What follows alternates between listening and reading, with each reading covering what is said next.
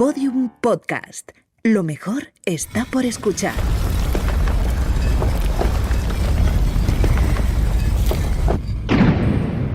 Dentro de la pirámide, con Nacho Ares. Podium Podcast.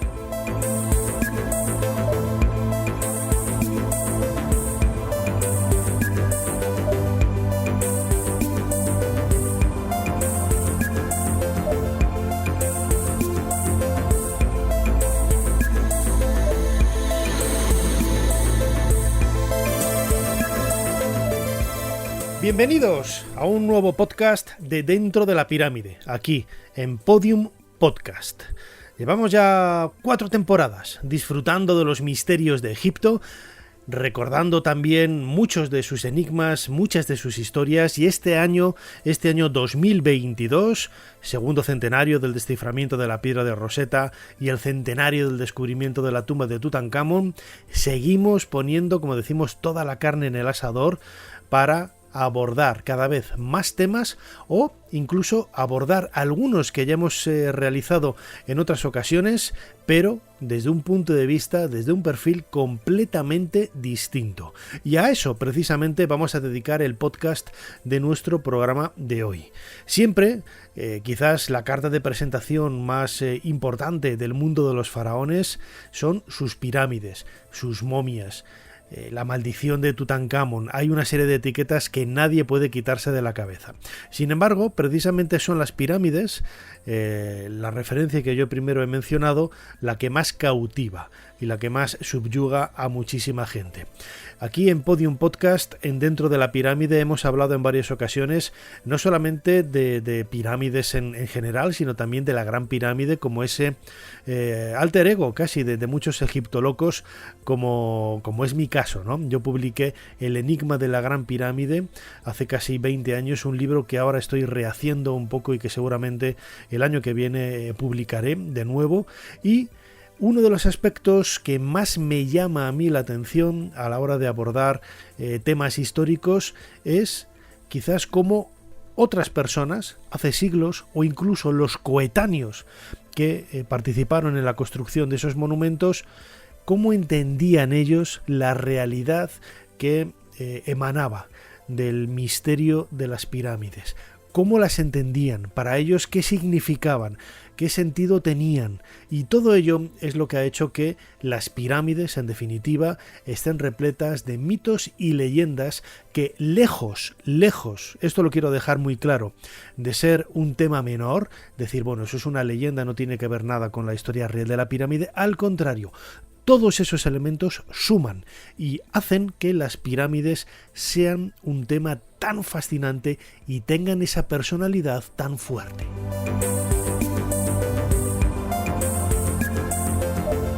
Como digo siempre, recordad que este podcast lo podéis escuchar especialmente a través de la aplicación de Podium Podcast. Y qué mejor manera que hacer ahí los comentarios, dadle al me gusta, suscribiros al canal, por supuestísimo, a los podcasts. Y también lo podéis escuchar a través de otras plataformas de audio como iVoox, como Spotify, como Amazon, como Google Podcast, como Apple Podcast. Hay infinidad de ellas. Y también contamos con un canal de vídeo, un canal de YouTube Dentro de la Pirámide, se llama igual, en donde cada 2 veces a la semana colgamos un vídeo en el que los domingos, sobre todo a las 8 de la tarde, siempre interactuamos con vosotros, bien a través de un chat en directo o bien a través de las retransmisiones que hacemos en streaming en directo para todo el mundo. No me queda más que daros de nuevo las gracias por estar ahí y después de haber abierto esta puerta espectacular y estamos dentro de la pirámide, vamos a construir un nuevo bloque en este caso relacionado con los mitos y las leyendas de las pirámides.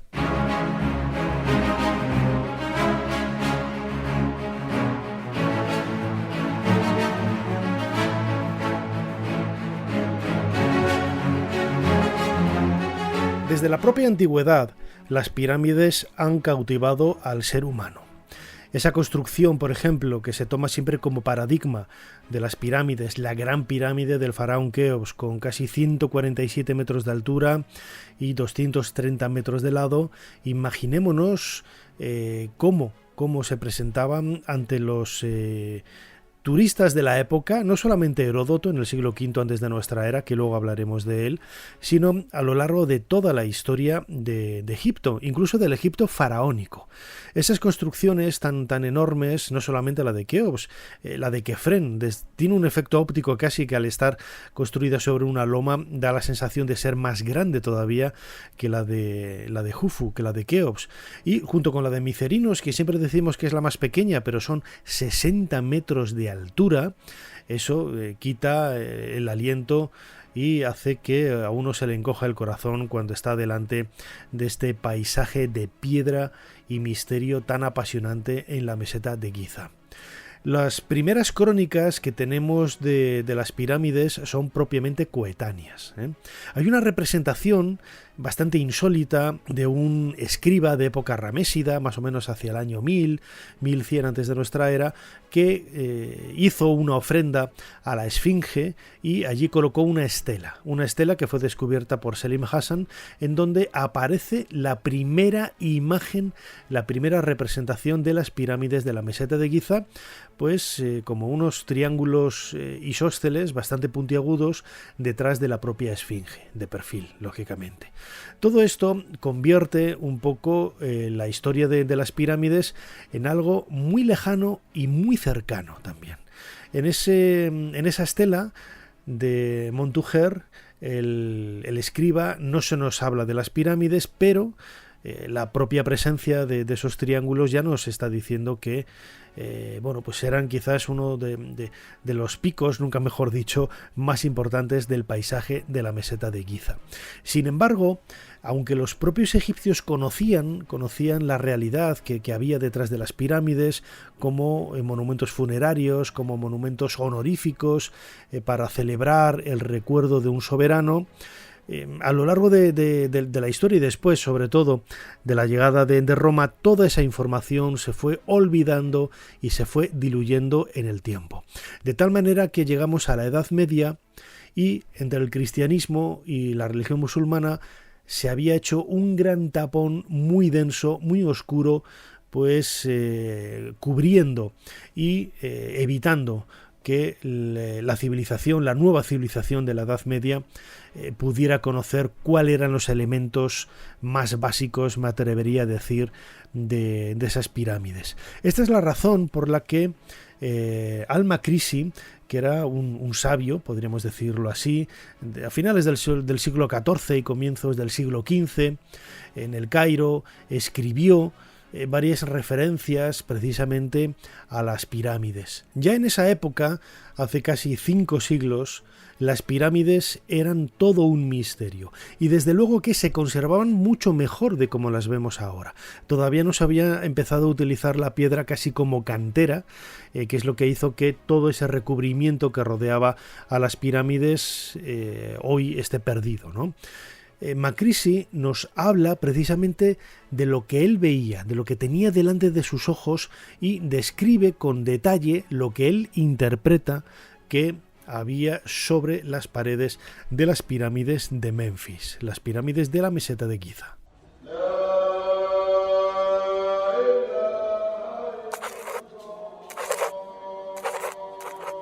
Sobre estos monumentos, los sacerdotes trazaron todas las máximas de los sabios.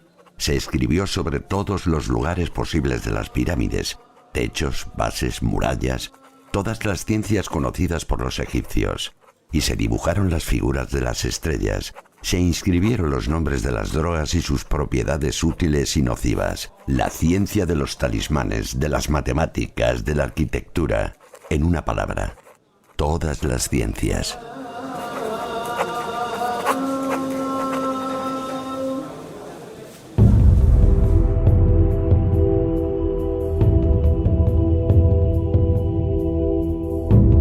Dentro de la pirámide, con Nacho Ares, en Podium Podcast.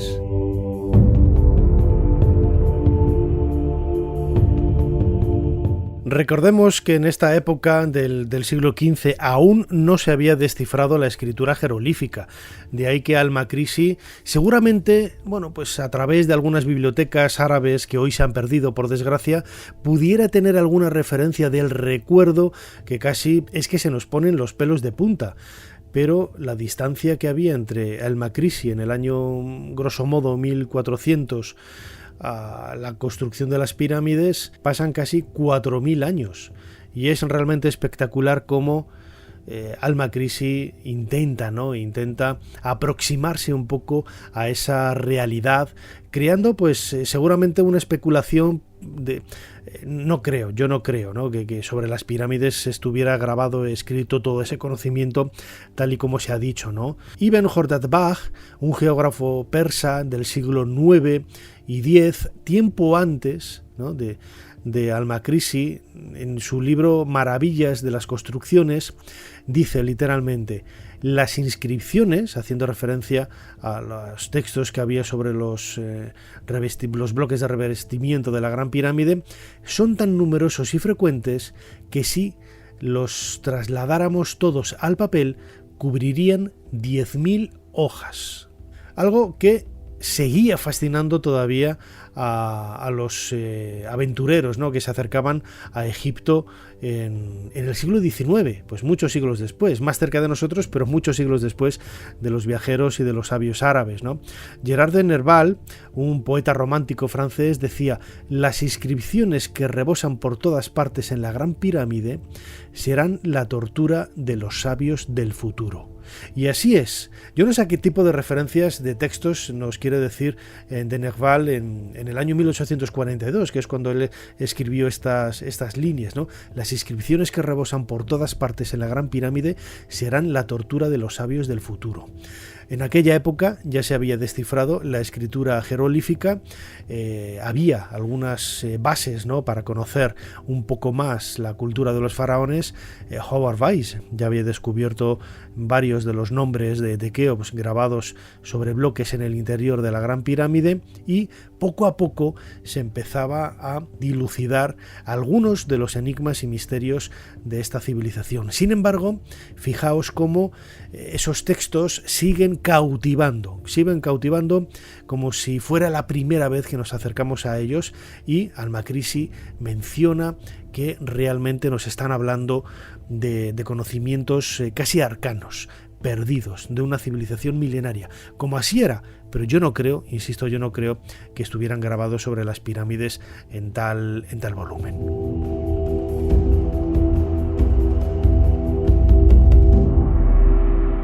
En la Edad Media, la Gran Pirámide fue el foco, ¿no?, de muchas investigaciones en el mundo árabe. Hemos escuchado el testimonio de al-Makrisi, de Khordadbeh, pero también, por ejemplo, Al-Mamun en el siglo IX, este califa de Bagdad, tuvo la intención de entrar en la Gran Pirámide, y lo hizo a través de ese agujero que dicen que perforó a través de la pared norte de la Gran Pirámide, del lado norte de la Gran Pirámide. En las referencias que hay en la época se nos habla del descubrimiento en su interior de cosas que podríamos decir a todas luces legendarias, ¿no? Se habla de un material flexible que algunos han interpretado como si fuera una especie de plástico de la época de las pirámides, un autómata que, en aquella época de la Edad Media los autómatas estaban en boga, ¿no? Y seguramente la influencia que tuvo el relato de alguna historia de autómatas en el Cairo en aquel momento es lo que dijo que, mejor dicho, lo que hizo interpretar, ¿no?, que pudiera haber algún autómata en el interior de la Gran Pirámide o de otra construcción similar de los antiguos egipcios. En cualquier caso, si hay algo que ha fascinado a todos los investigadores y todos los viajeros y aventureros que se han acercado a Egipto, a la zona de Memphis, desde prácticamente la antigüedad hasta nuestros días, es el método de construcción de las pirámides. Heródoto, que viajó a Egipto en el siglo V antes de nuestra era, tuvo contacto con los sacerdotes y ellos le explicaron, como buenamente pudieron, el recuerdo que tenían, o por lo menos el conocimiento al que ellos habían adquirido a través de consultas en bibliotecas con rollos de papiros que seguramente en aquella época aún se conservaban y que, bueno, pues pudieran verter un poco más de luz sobre el misterio de la construcción de las pirámides. Esto es lo que nos cuenta Heródoto en ese libro segundo, en este caso en el pasaje, en el capítulo, mejor dicho, 124. Esta pirámide se construyó sobre la colina en una sucesión de gradas que algunos denominan repisas y otros altarcillos. Después de darle esta primera estructura, fueron izando los restantes sillares mediante máquinas formadas por maderos cortos, subiéndolos desde el suelo hasta la primera hilada de gradas. Y una vez izado el sillar al primer rellano, lo colocaban en otra máquina allí instalada y desde la primera hilada lo subían a la segunda y lo colocaban en otra máquina. Pues el caso es que había tantas máquinas como hiladas de gradas, a no ser que trasladasen la misma máquina, que en este caso sería una sola y fácilmente transportable. A cada hilada, una vez descargado el sillar, pues tal y como se cuenta, debemos indicar la operación en sus dos posibilidades. Sea como fuere, lo primero que se terminó fue la zona superior de la pirámide. Luego ultimaron las partes inmediatamente inferiores y, finalmente, remataron las contiguas al suelo, es decir, las más bajas.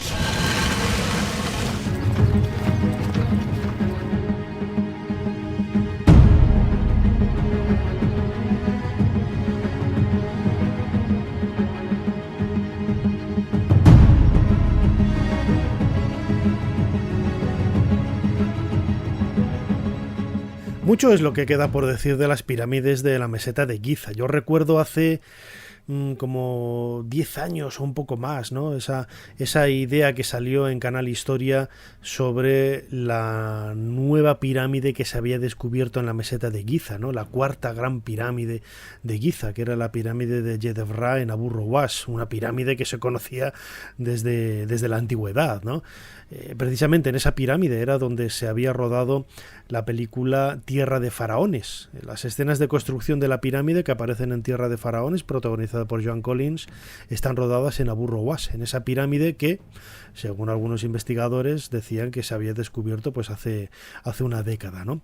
Vemos un poco la reinterpretación que hay de datos, cómo, dependiendo un poco del contexto, dependiendo un poco del momento en el que aparecen estos datos, bueno, pues se interpreta de una u otra forma, ¿no? Y lo mismo sucede con los métodos de trabajo en relación a la elevación de bloques en las pirámides, que es algo que todavía martillea un poco la cabeza de muchos ingenieros, de muchos arquitectos, de muchos operarios de obras, ¿no? A través de nuestro canal Dentro de la Pirámide en YouTube y los comentarios del podcast vemos que hay mucha gente que no se lo cree o que dice yo soy albañil y esto es imposible de hacer así, yo soy tal, yo soy cual, no sé qué. Bueno, pues hablas con quien hables, siempre cada uno parece que tiene su propia realidad, ¿no? Pero hay uno de los elementos que yo creo en relación a la construcción de las pirámides que no tiene vuelta de hoja y es el empleo de rampas. Si los propios egipcios te están diciendo que utilizaban rampas para construir edificios o transportar y elevar bloques de piedra, ¿por qué lo vas a poner en duda, ¿no? El propio Heródoto fue el primero quizá en hacer referencia a esta idea del empleo de rampas. Lo hace en el libro segundo, en el pasaje 125 que vamos a escuchar ahora, como hemos hecho hasta ahora en la voz de nuestro compañero Julio López, porque quizás Heródoto fue el primero porque otros documentos egipcios que nos hablan de rampas todavía no habían podido ser traducidos, ¿no? Vamos a escuchar a Heródoto cómo es la mecánica de esas rampas que en concreto suman, para la rampa y la construcción del propio edificio, la pirámide, suma en total 30 años, ¿no? Que es el guarismo, la cantidad de años que debió de reinar Keops. Recordemos que hasta ahora sabemos que al menos eran 27 años. Esto es lo que nos dice Heródoto de esas misteriosas rampas. Asimismo, el pueblo estuvo por espacio de 10 años penosamente empeñado en la construcción de la calzada, por la que arrastraban los bloques de piedra. Una obra que, en mi opinión, no es muy inferior a la pirámide. Su longitud en efecto es de 5 estadios, su anchura de 10 brazas y su altura, por donde la calzada alcanza su mayor elevación, de 8 brazas. Además está compuesta de bloques de piedra pulimentada que tienen figuras esculpidas. Por su parte, en la construcción de la pirámide propiamente dicha, se emplearon 20 años.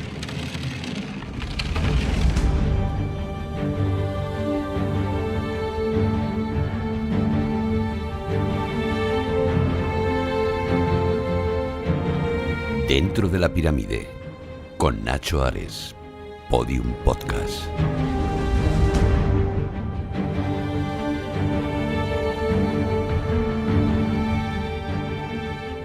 Hasta nosotros han llegado restos de algunas de esas rampas en la meseta de Giza, ¿no? Yo, por ejemplo, conozco una que hay muy cerquita en la esquina, estoy haciendo el cálculo mental para poder ubicarme perfectamente, es en la esquina sureste, en efecto, en la esquina sureste y también en el lado occidental. Hay otra que se hunde casi en la zona de las mastabas. Algunos han negado con profusión, ¿no?, la idea de que se utilizaran rampas en la construcción de estos monumentos en Egipto. Dicen que plantea muchos problemas, es cierto, ¿eh? Es cierto, no lo voy a negar, algunos arquitectos no saben cómo compaginar o combinar esa idea de las rampas.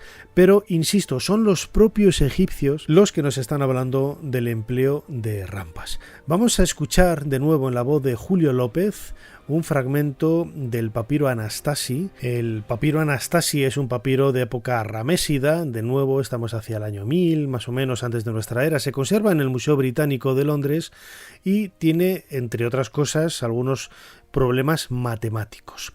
Bueno, pues es una operación de cálculo que se exige a unos alumnos, es una especie como de problema, de examen, en donde se nos plantean datos muy curiosos y que nos devuelve un poco a esa cotidianidad de los antiguos egipcios con un elemento humano absolutamente increíble. Vamos con ello. Hay que construir una rampa de 630 codos de altura, 327,6 metros, y 55 codos de anchura, 28,6 metros, que contenga 120 cajas de madera y juncos. Arriba, en la cara frontal, debe tener 60 codos de altura, 31,2 metros. En el centro, 30, 15,6 metros, con un retroceso de 15 codos, 7,8 metros. Y su pavimento tendrá 5 codos, 2,6 metros. Contéstanos cuántos ladrillos se necesitan.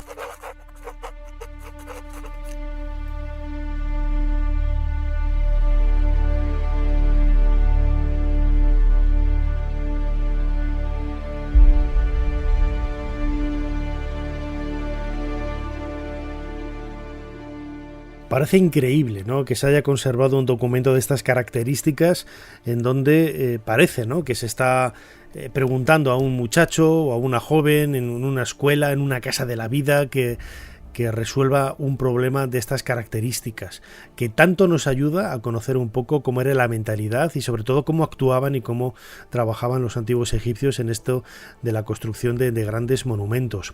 Otros papiros muy parecidos, como el que vamos a escuchar ahora también en la voz de Julio López, el papiro del Leopold Amherst, nos ayuda a concretar aún más, ¿no?, una evidencia que yo creo que es muy clara y muy importante de matizar. Las pirámides, lo hemos comentado en otras ocasiones, son algo más que tumbas. Desde luego, era un lugar de peregrinaje, era un lugar de culto, era un lugar quizás de conocimiento, algo que se nos escapa, ¿no?, de las manos, pero sobre todo eran tumbas. Y así nos lo dicen los propios egipcios. Y cuando digo que nos lo dicen los propios egipcios es un poco para tirar por tierra muchas de esas leyendas y mitos que hay alrededor de las pirámides, en donde se nos dice, a base de repetirlo una y mil veces, que no, es que en ninguna pirámide ha aparecido nunca una momia, que es falso. Tenemos la de Raneferef, tenemos la de Merenre, en Zoser, las pirámides de las reinas que han descubierto ahora en Saqqara. Hay más de un buen puñado de ejemplos que demuestran que las pirámides eran tumbas. Pero también los propios textos, además, textos egipcios nos dicen no solamente que utilizaban rampas para la construcción de monumentos, sino que las pirámides eran tumbas.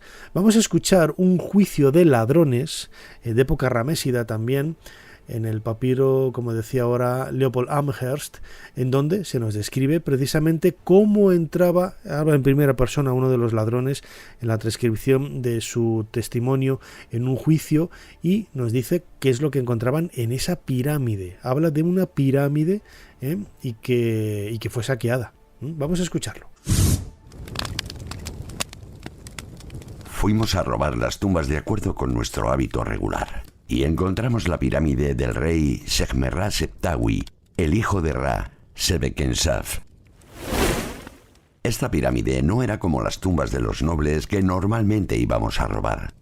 Encontramos sus cámaras subterráneas y llevábamos candelas con luz, y nosotros fuimos hacia abajo. Rompimos la mampostería y encontramos el pasillo descendente. Y encontramos al dios yaciendo al fondo de su cámara sepulcral. Y encontramos la cámara sepulcral de la reina Nubhas, su reina situada detrás de él. Abrimos sus sarcófagos y sus ataúdes en los cuales ellos estaban, y encontramos a la momia noble de este rey equipada con un halcón.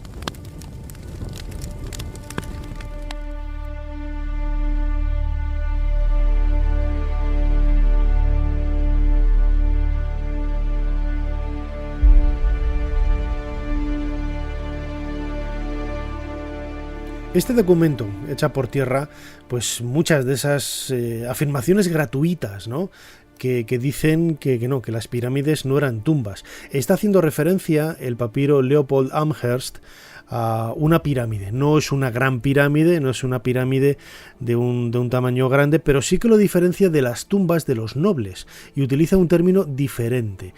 Para uno utiliza el término tumba y para otro utiliza la palabra pirámide, que es en definitiva donde se hacía enterrar este soberano. En el Reino Medio hay una literatura de carácter poético. Vamos a escuchar un fragmento de un nuevo texto que nos va a convencer, ¿no?, yo creo, un poco más sobre ese papel funerario de las pirámides, ¿no?, desmontando, como decía al principio, pues algunos de esos mitos y leyendas que han suscitado la idea para decir que las pirámides no eran tumbas. El diálogo de un hombre con su bao, el diálogo del desesperado, es una de las obras poéticas de la literatura del Antiguo Egipto más brillantes, ¿no?, porque está escrito en un momento, ¿no?, de convulsión política, en donde todo parece que se viene abajo, en donde todo parece que se trastoca, está la cultura, el mundo parece que está acabándose, ¿no? Es algo pues parecido a lo que podríamos decir que estamos viviendo en la actualidad, ¿no?, salvando todas las distancias, porque hoy el fin del mundo, me río yo del fin del mundo que tenemos si lo comparamos cómo eran las circunstancias de una persona hace miles de años que no tenía ni para poder comer. Aquí, dentro de lo malo, pues mira, pues se puede salir adelante, ¿no?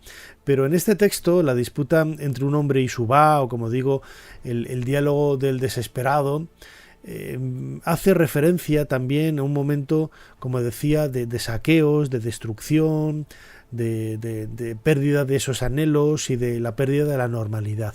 Y se habla precisamente de la destrucción de las pirámides, del saqueo de las pirámides como lugares de enterramiento. Si piensas en un sepulcro, es ciertamente deprimente, entristece a los hombres arrancándoles lágrimas. Aquellos que construyeron monumentos de granito, pirámides perfectas, obras bien terminadas. Mira, sus mesas de ofrendas están hoy vacías.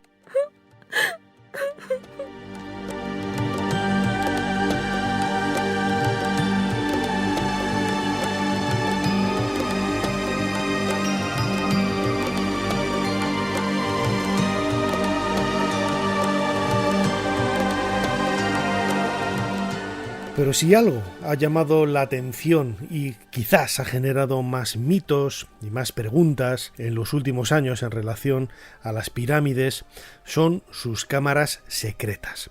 A Zahi Hawass no le gusta hablar de cámaras secretas, ¿no? Dice cámaras escondidas o perdidas, no.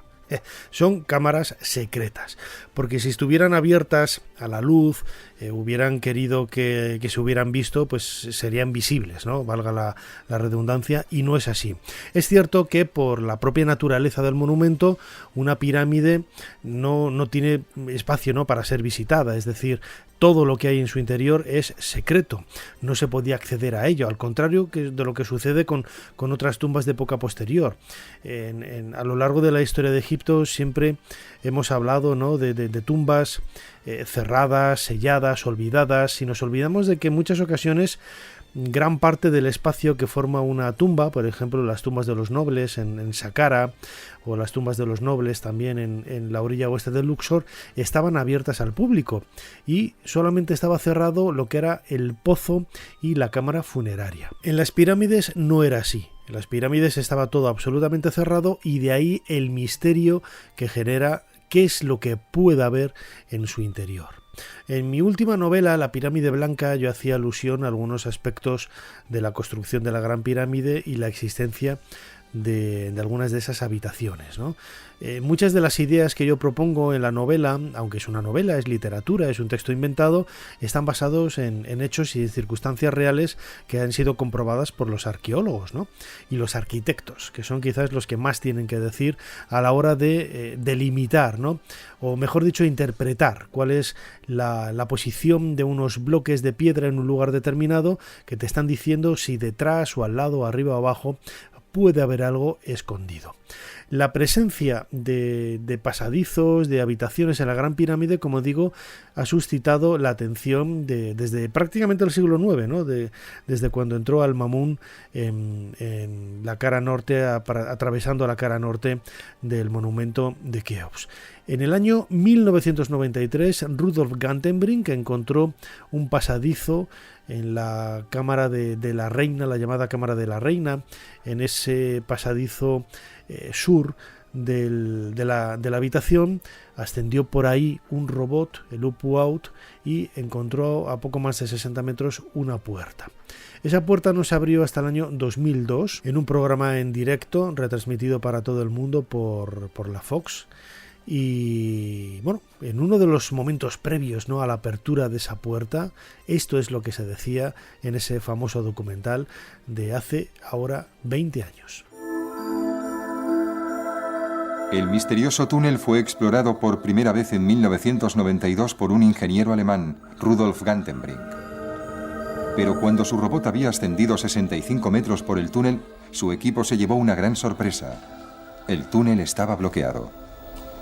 Parecía que la piedra que lo bloqueaba había sido tallada cuidadosamente para encajar en el orificio del túnel, pero ¿qué eran esas cosas que parecían mangos? ¿Podía tratarse de una puerta? ¿Y podía esto esclarecer la función de la pirámide?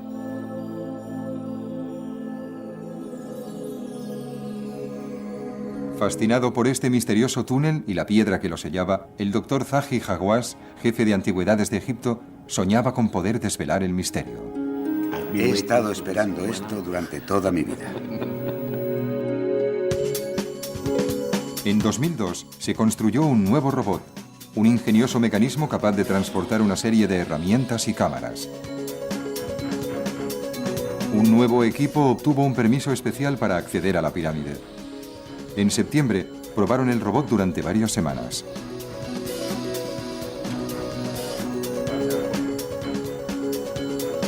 La tarea no era fácil. La piedra estaba a 65 metros de altura y el túnel era muy empinado. Pero el equipo estaba por fin preparado para enviar al robot a esta misión final.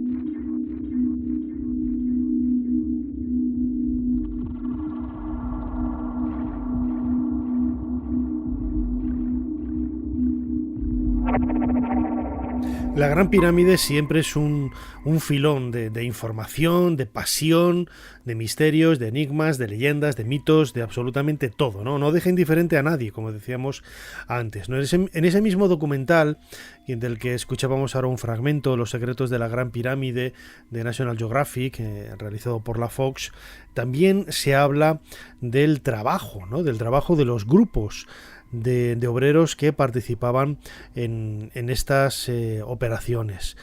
Se habla también de esos jeroglíficos descubiertos por Howard Weiss, que ya hemos abordado en otros podcasts y también en un vídeo especial en el canal de YouTube Dentro de la Pirámide.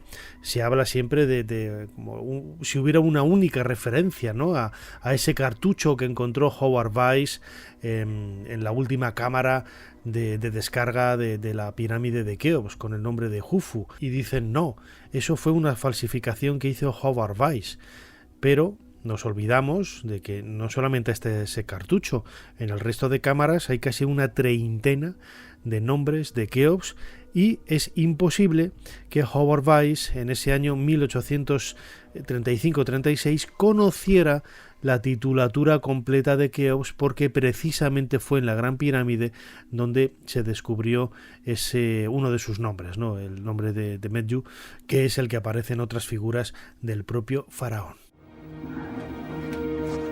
Se hallaron varias habitaciones secretas situadas todas juntas encima de la cámara funeraria del rey. Hay 5.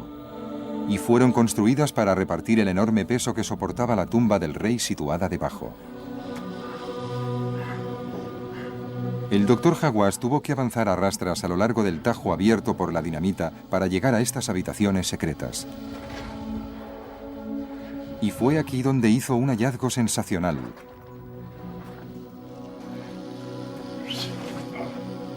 Antiguos jeroglíficos que demostraban que las pirámides fueron construidas por equipos de obreros. Cada equipo se compone de 1000 obreros y se divide a su vez en pequeñas unidades a las que llamaban files. Un file es una palabra griega que significa tribu. Cada tribu se componía de 200 obreros. Las files se dividían a su vez en pequeños grupos, cada uno con un nombre. El Magnífico, el Verde, Resistencia, incluso había uno llamado Perfección. Pero los egiptólogos se quedaron aún más fascinados por lo que encontraron en la cámara superior.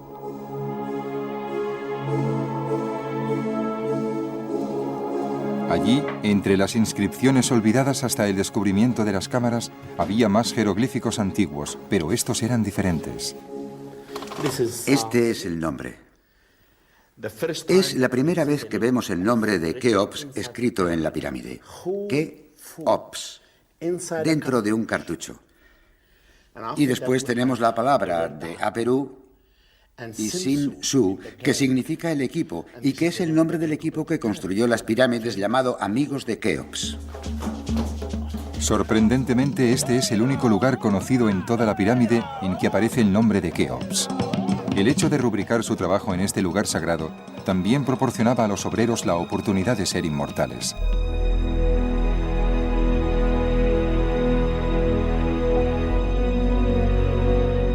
Dentro de la Pirámide, con Nacho Ares, Podium Podcast.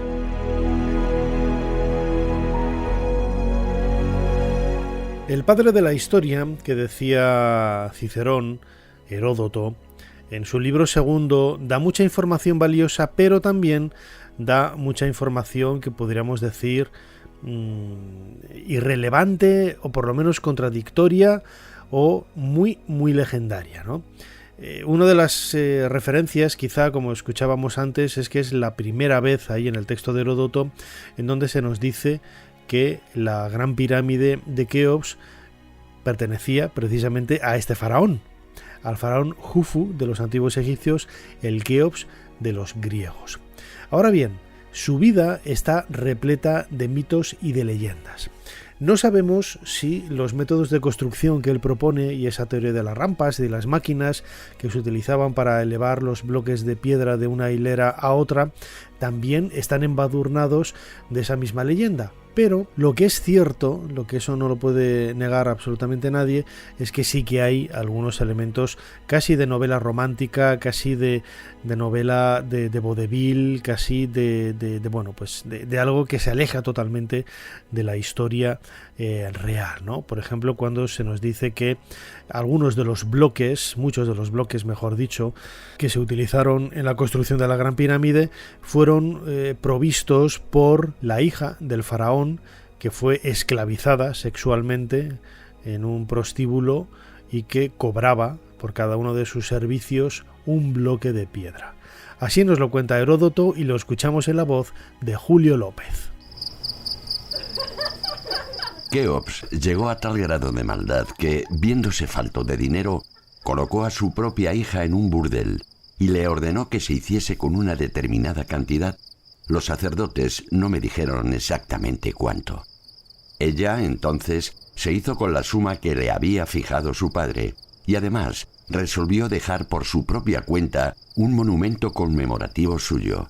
Así, a todo el que la visitaba le pedía que le regalara un bloque de piedra. Y los sacerdotes aseguraban que con esos bloques de piedra se construyó delante de la Gran Pirámide, la que se alza en medio de las otras tres, a uno de cuyos lados tiene 1,5 metros.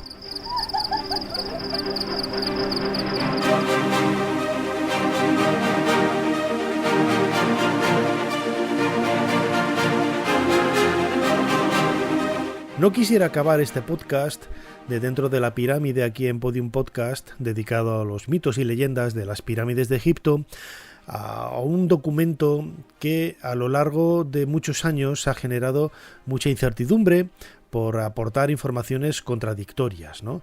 Aunque algunas personas solamente han dado una parte reducida de la información que proporcionaba.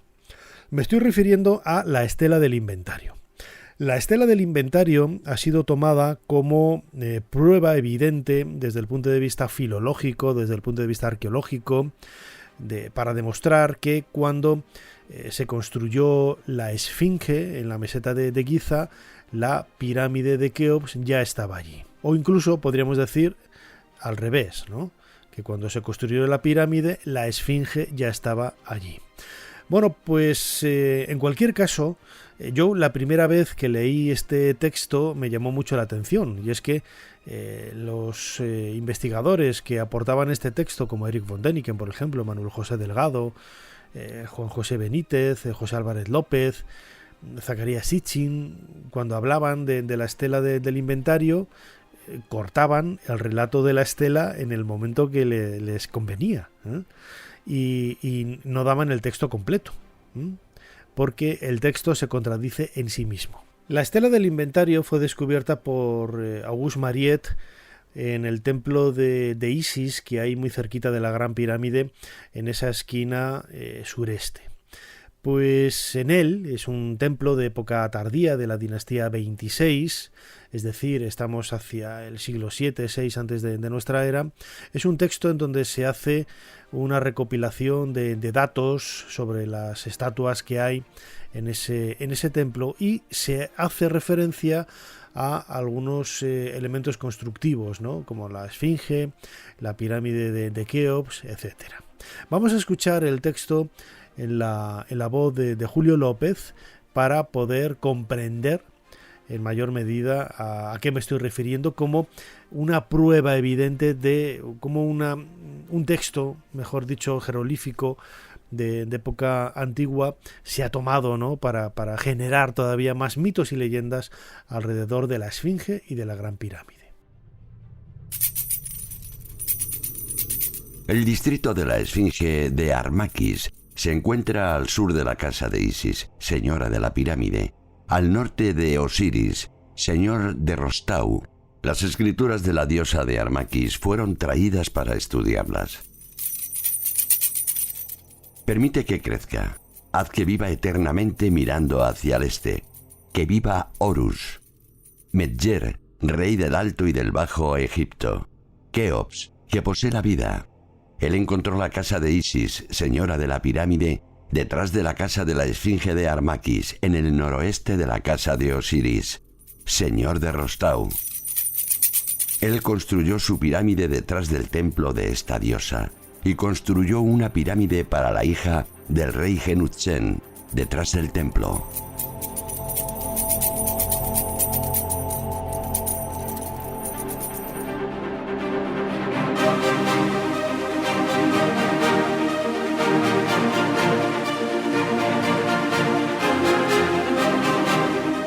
El texto es absolutamente ambiguo.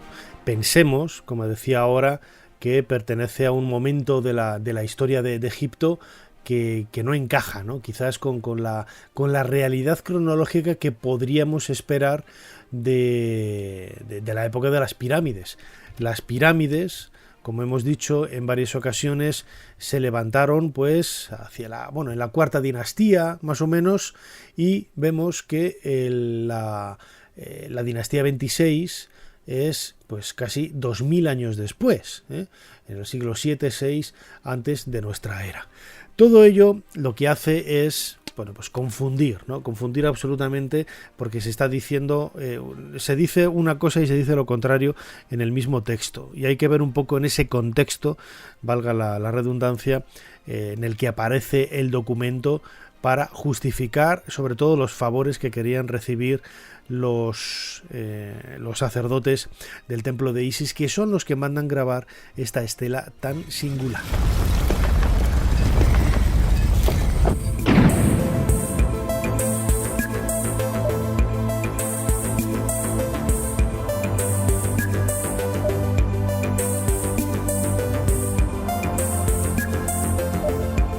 Cerramos la puerta de nuestra pirámide, hemos colocado ya un nuevo bloque en ella, aquí dentro de la pirámide, y no nos queda más que daros las gracias por estar ahí. Son muchos los mitos y leyendas que hay alrededor de las pirámides. Hemos querido contar un poco algunos de esos documentos, de esos textos que han llegado hasta nosotros a lo largo de los últimos casi 3000 años, en donde se nos habla de las pirámides, o se nos, como la estela de Montujer, ¿no? que se nos describe físicamente, ¿no? Cómo era la meseta de Giza, con esa esfinge y esas pirámides que aparecen detrás, ¿no? O los textos contemporáneos que nos hablan del significado que tenían estas construcciones tan maravillosas cuando fueron levantadas.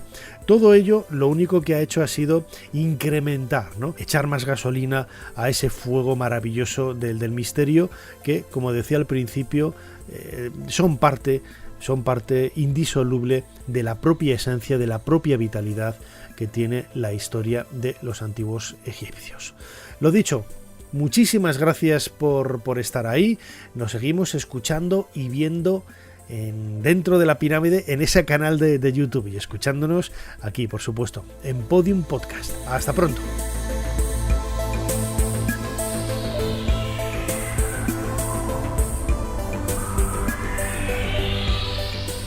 Dentro de la pirámide, con Nacho Ares, Podium Podcast.